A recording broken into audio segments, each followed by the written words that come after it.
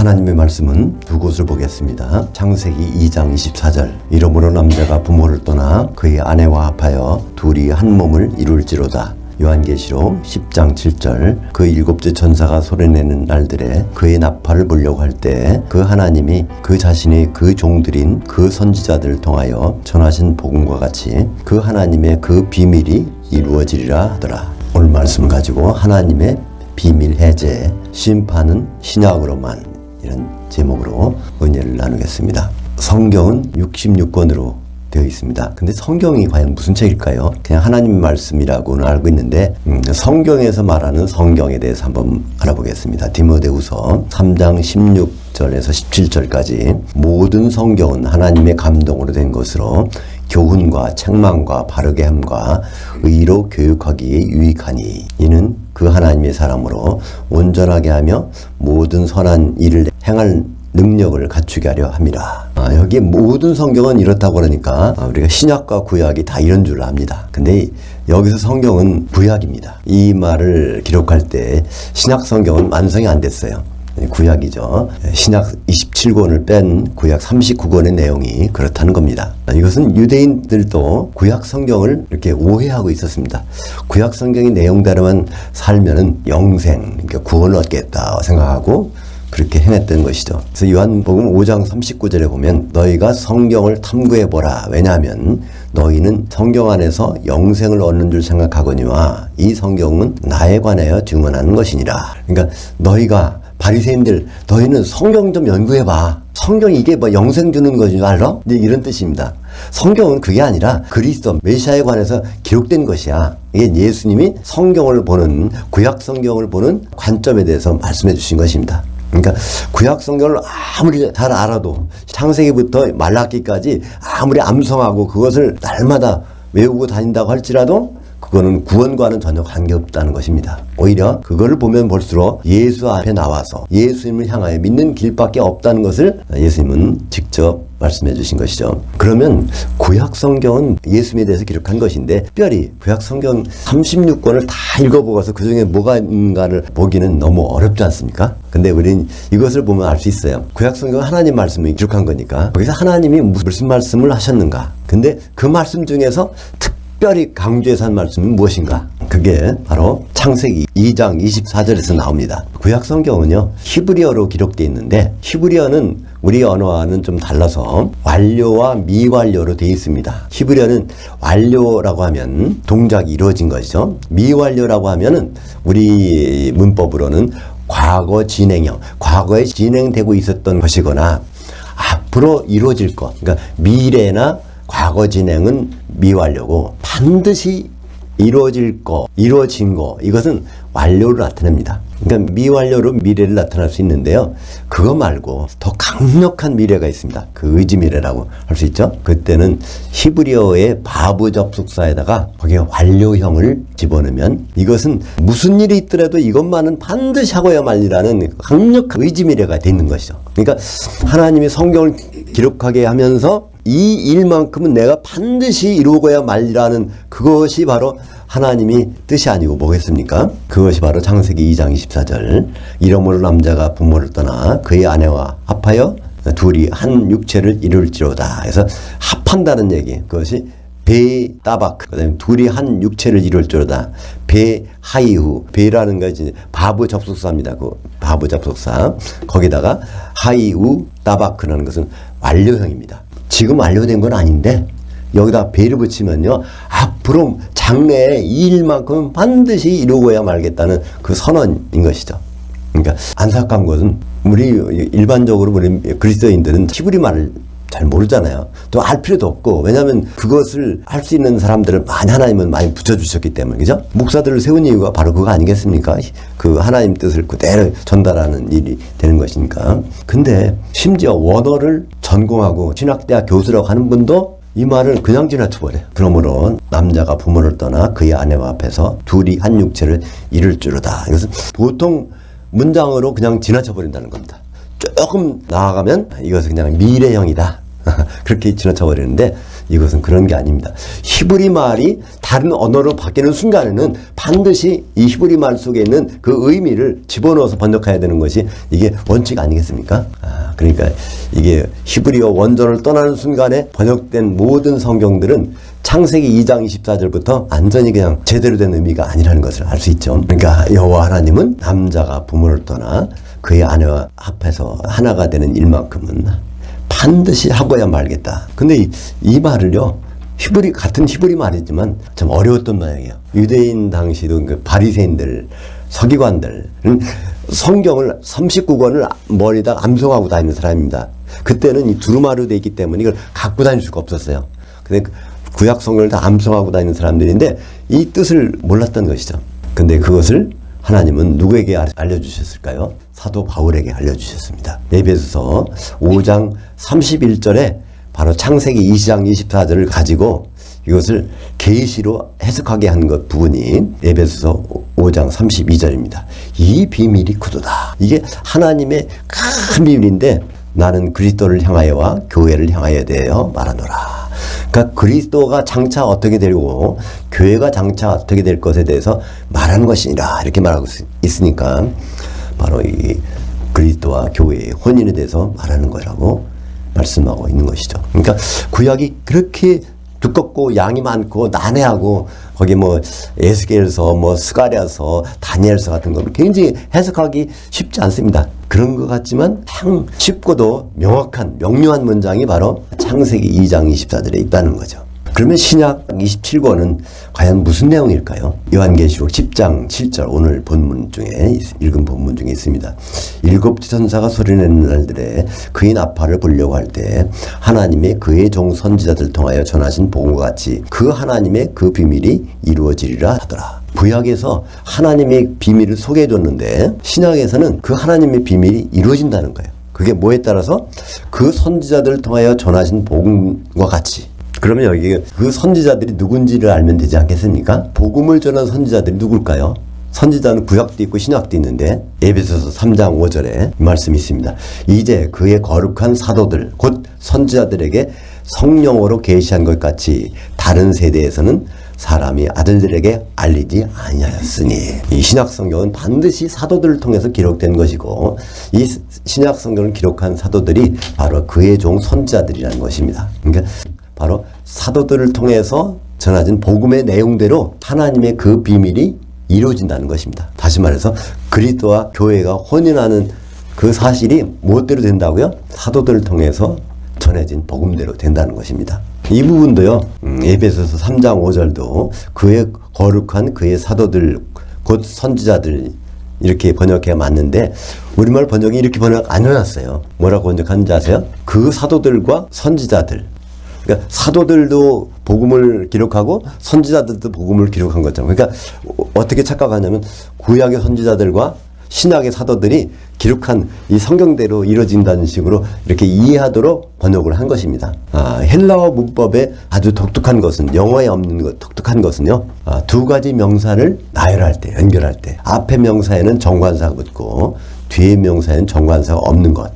그때는 뒤에 명사는 앞에 말을 설명해주는 보호입니다. 그러니까 여기 에베소서 3장 5절에 이 말씀 그 사도들은 곧 선지자 역할을 한다는 거예요. 그러니까 더 분명해지지 않습니까?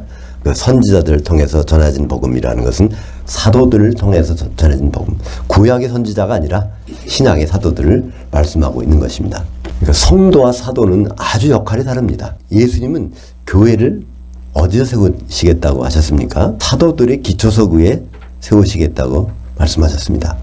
그것이 마태복음 16장 18절에 나오죠. 너는 베드로라. 내가 이 반석 위에 교회를 세우리니. 이때 베드로는 반석 조각이라는 헬라어 남성 명사입니다. 페트로스라고 해서요. 남성 명사. 반석 조각. 근데 예수님은 베드로 위에다 세우시지 않겠다고 하셨어요. 어디에서 세워요? 이러한 반석. 그러니까 이러한 페트라 여성 명사입니다. 반석 조각이 다 모아지면 원래대로 그러면 내가 이 반석 위에 교회를 세우겠다. 그러니까 12사도들 위에다가 교회를 세우겠다고 예수님 분명히 말씀하셨어요. 이것이 에베소서 2장 20절에도 그 말씀이 있습니다. 그죠? 너희는 성도들은 교회는 사도들 곧 선지자들의 기초석 위에 세우심을 입은 자들이라. 그 말씀이 똑같죠. 거기도 사도들과 선지자들이라고 번역해놨어요. 우리말 번역은. 교회는 사도들과 선지자들이 터위에 서 있으니까 신약과 구약 위에 교회가 서 있는 것으로 오해하게 만들어놨단 말입니다. 구약은 교회가 세워지는 곳이 아닙니다. 구약은 예수님이 소개되고 있는 거예요. 예수님이 이런 분이야. 교회는 어디다가 신약 성경 위에 세워지는 것입니다. 그러니까 하나님이 맨 처음에 말씀하신 의지밀에 창세기 2장 24절을 보면 우리가 뭘 알 수 있습니까? 그리스도와 교회가 너무나 중요하다는 것. 그러니까 우리가 예수 그리스도가 중요하다는 건 다 아니까 거기까지만 아는데 뭐가 또 중요해요? 교회가 없으면 성경은 아주 꽝입니다. 속된 말로. 그러니까 교회가 포함되지 않는다면 그건 복음이 아닙니다. 그러니까 복음대로 그 혼인이 이루어지는데 교회가 안 들어간다면 복음이 아니죠. 그래서 교회를 오해하는 것은 성경 전체를 완전히 오해하게 되는 것입니다. 그래서 요한계시록 21장 4절에 보면요. 교회가 완성되면 결국은 뭐가 되죠? 어린 양의 신부이 새 예루살렘이 되는 거죠. 새 예루살렘인 그 교회의 완성에 그 기초석에는 뭐가 있을까요? 12 사도들이 있잖아요. 예수님이 말씀하실 때 너는 베드로라. 넌 반석 조각인데 내가 이 반석 위에 그 반석 조각이 다 모아지면 12 사도가 모아지면 거기다가 내 교회를 세우리니 이렇게 말씀하셨는데 요한계시록 21장 14절에 보면 그 성, 새 예루살렘 성곽에는 12 기초석들이 있고 그 위에는 어린 양의 12 사도의 12 이름들이 있더라. 그러니까 새 예루살렘을 받쳐주고 있는 것이 12 사도가 되는 것입니다. 그러니까 하나님의 이 원칙은 중간에 바뀌는 법이 없어요. 사도들은 혼인의 중매쟁입니다. 그러니까 그리스도와 교회가 혼인하는 일에 사도들은 기초석으로 쓰일 뿐 아니라 또한 중매쟁이가 되는 것이죠. 고린도후서 11장 2절에 사도 바울은 이렇게 고백합니다. 사도인 내가 성도들인 너희를 정결한 한 처녀로 한 남편인 그리스도께 드리려고 중매했음이로다. 그러니까 결국은 사도들은 무슨 일을 맡을까요? 중매쟁이니까 결혼할 즈음에 거기에서 서서 결혼에 합당한 준비를 했는지 안 했는지는 누가 심판합니까? 사도들이 하는 것입니다. 혼인만찬에 합당한지 여부는 사도들이 가리게 됩니다. 그래서 마태복음 19장 28절 세상이 새롭게 되어 인자가 자기 영광의 보좌에 앉을 때 나를 따랐던 너희도 12 보좌들에 앉아 이스라엘 12지파를 심판하리라. 여기서 이스라엘 12지파는 모든 신약 성도들입니다. 신약 27권을 꼼꼼히 잘 읽어야 될 결정적인 이유가 있습니다. 요한계시록 14장 6절에 보면 또 내가 보니 다른 천사가 공중에 날아가는데 그 땅에 거주한 자들 곧 모든 민족과 종족과 방언과 백성에게 전했던 영원한 복음을 가졌더라. 이게 마지막 요한계시록의 끝마무리에 가면 거기에 천사가 나타나서 뭘 가졌다고 했어요? 영원한 복음을 가졌더라. 이 영원한 복음이라는 것은 한 시대의 복음, 천년왕국에 대한 복음을 갖고 있다는 겁니다. 그러니까 이것으로 결국 심판이 이루어지겠다는 그 말씀을 하고 있는 것입니다. 마태복음 25장 31절부터 46절까지는 양과 염소의 비유가 나오는데요. 이것이 바로 그리스도의 심판대입니다. 예수님이 공중에 오셔서 이 심판을 하시겠다는 거예요. 근데 심판의 내용이 어떻게 됩니까? 내가 진실로 너희에게 이르노니 너희가 여기 내 형제들 중에 지극히 작은 자 하나에게 한 것이 곧 내게 한 것이니라 하시고 장사한 양들을 거기다 세워놓고 또 새끼 염소들을 세워놓고 말하는데 장사한 양들에게 말씀하시는 겁니다. 너희가 여기는 뭐죠?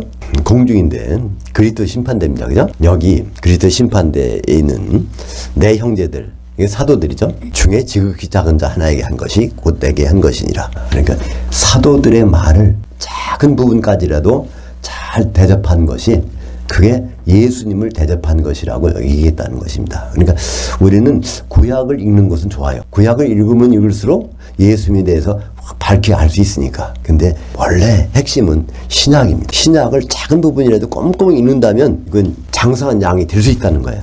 근데 신약을 대충 읽는다면 그건 새끼염소로 취급하시겠다는 겁니다. 이게 얼마나 놀라운 말씀입니까?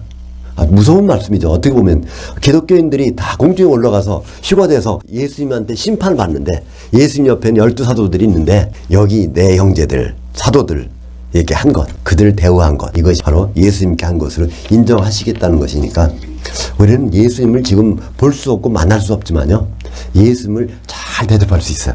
융숭하게 대접할 수 있어요. 어떻게?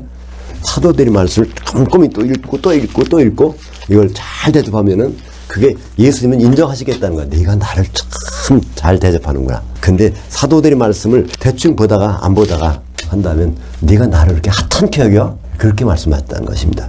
그건 제 말씀이 아니라 예수님 말씀이니까 마태복음 25장 40절은 예수님이 2000년 전에 하신 말씀입니다. 근데 예수님은 2000년 전에 오셨다가 가셨어요. 왜 부득이 가셨어야 될까요? 그것은 바로 성령을 보내주기 위해서 가셨습니다.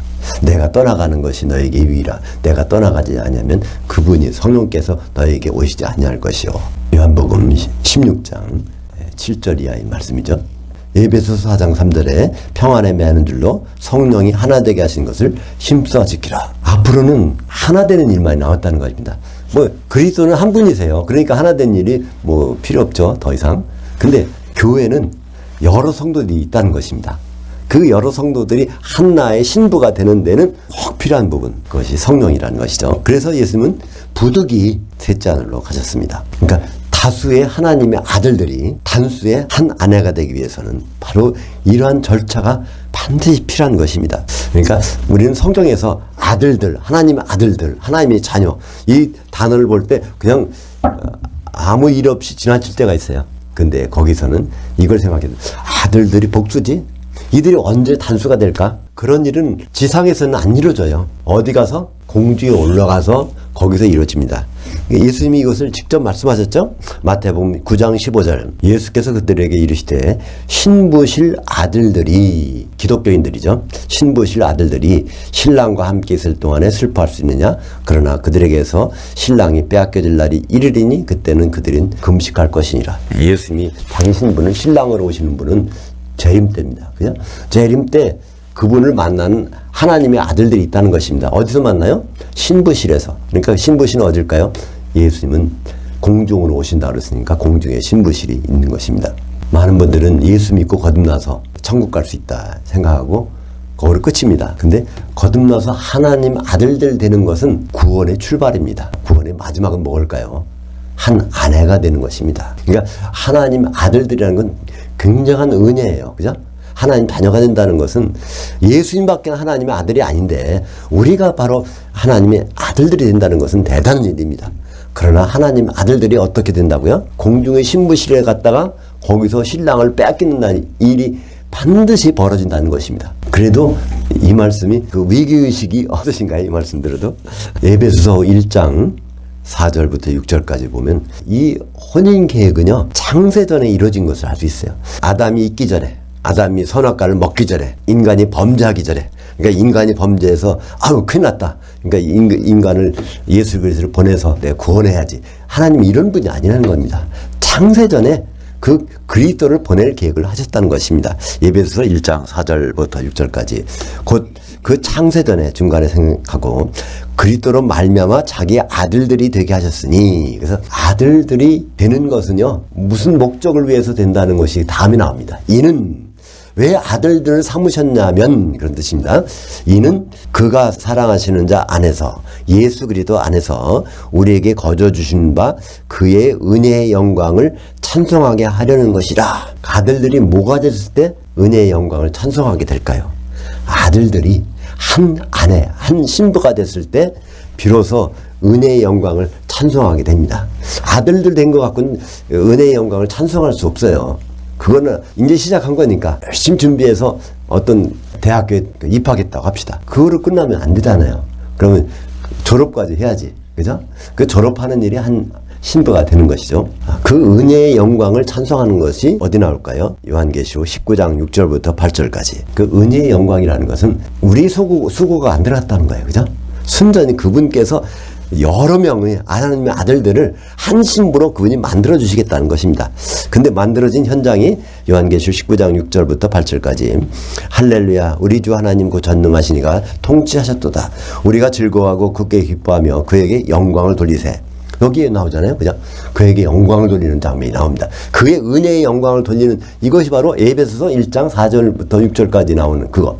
아들들 삼으신 목적은 이렇게 한 세마포 옷을 입고서 하나님의 은혜의 영광을 찬송하는 것이라고 분명히 있지 않습니까? 그의 아내가 자신을 준비하였으므로 그녀에게 빛나고 깨끗한 세마포 옷을 입도록 허락하셨으니 이 세마포 옷은 그 성도들의 의로움들 이루다 하더라. 세마포 옷은 한 벌인데 거기에 성도들은 복수입니다. 그죠? 이 복수가 단수가 될 때 그것은 하나님의 은혜로 되는 것입니다. 우리가 익숙하지만 크게 오해하고 있는 말씀이 있어요.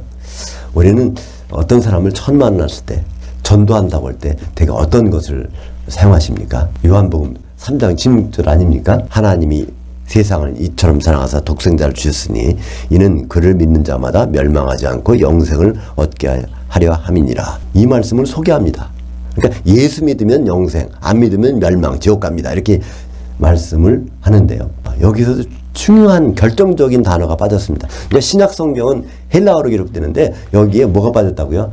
에이스라는 전치사가 빠졌어요. 그를 향하여 믿는 것. 그러니까 예수님을 향하여 믿을 때만 영생, 그러니까 천년왕국에 들어가고 예수님을 향하여 믿지 않으면 멸망, 지옥에 떨어진다는 것입니다. 그러니까 가장 핵심적인 말이 있는데 이 말씀을 자기도 오해하고 또 그 말씀을 전해받는 사람도 오해하도록 만든다면 이것이 무슨 전도가 되고 이게 무슨 선한 일이겠습니까? 그죠? 참 여기 결정적인 말이에요. 그러니까 예수를 그냥 믿으면 지옥 가고 예수를 향하여 믿으면 영생한다 이 말입니다. 근데 여기에 에이스라는 전치사 이걸 빼버리니까 아주 참 우스운 말이 돼버린 것입니다. 그러니까 결국 이 말은 무슨 말일까요? 예수님을 향하여 믿는다는 것은 그분의 최종 목적지까지 가서 본다는 것입니다.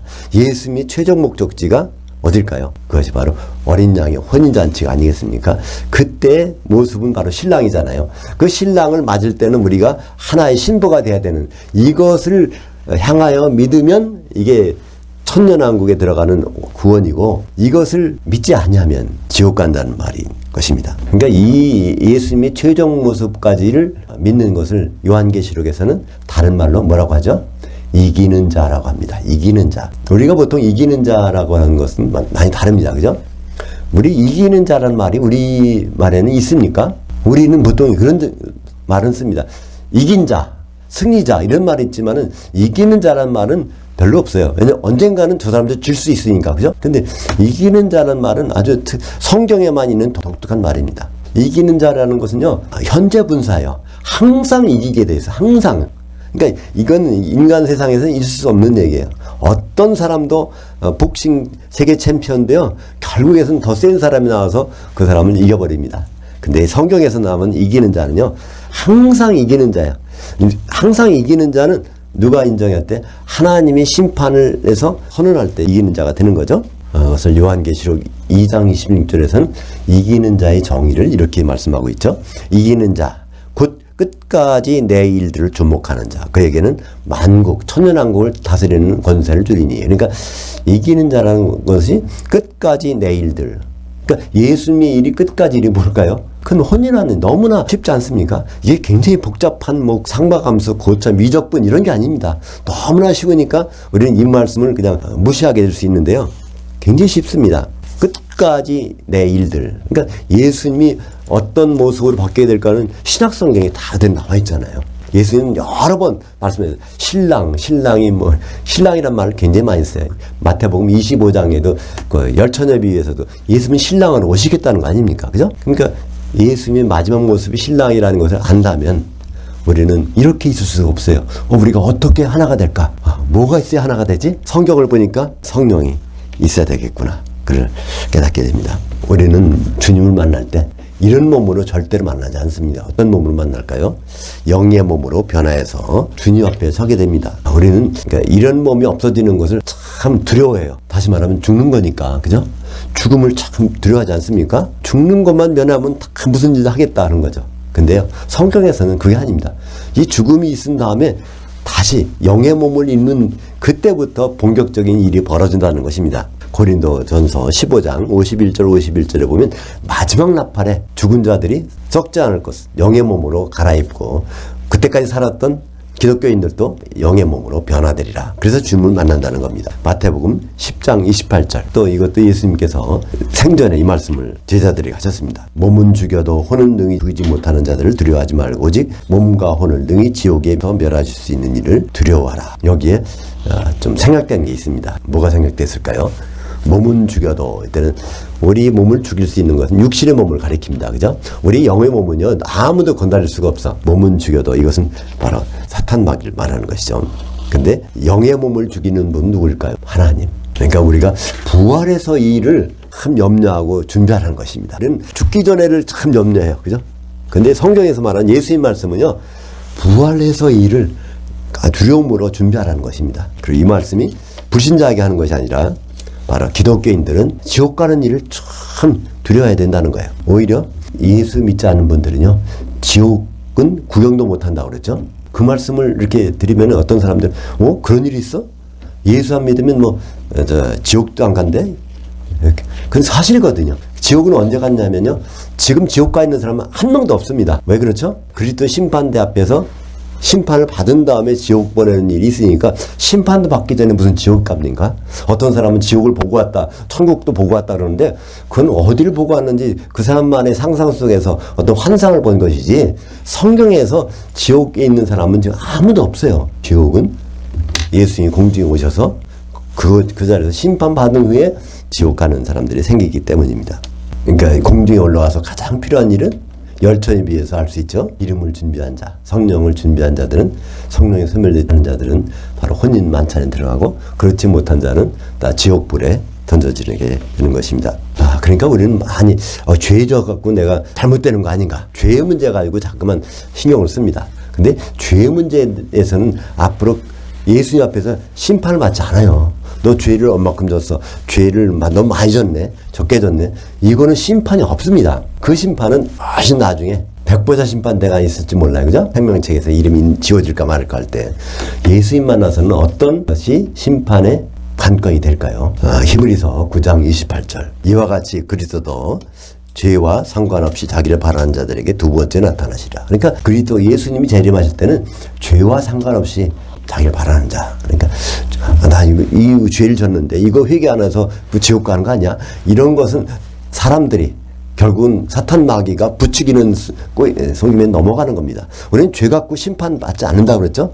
뭐 갖고 심판 받을까요? 고린도후서 5장 10절. 이는 우리가 다 반드시 그리스도의 심판 앞에 나타나게 되어 각각 선악간에 그 몸을 통하여 행한 대로 받으려 함이라. 그러니까 이 고린도후서 또 고린도전서건 에베소서건 여기서 그 몸 정과사가 나오고 몸이 나오고 단수일 때는 반드시 교회라고 했습니다. 그죠? 그리스도의 몸인 교회를 그 몸이라고 하고 있는 것입니다. 그러니까 교회를 통해서 행한 일이 결국 뭐가 될까요? 교회가 해야 되는 일은요 그리스도와 혼인한 일이니까 혼인과 관계된 일을 했다면은 이거는 칭찬받는 일이고 혼인과 관계 없는 일을 했다면 이거는 지옥 가는 일입니다. 그죠? 거기 떨어지는 일이에요.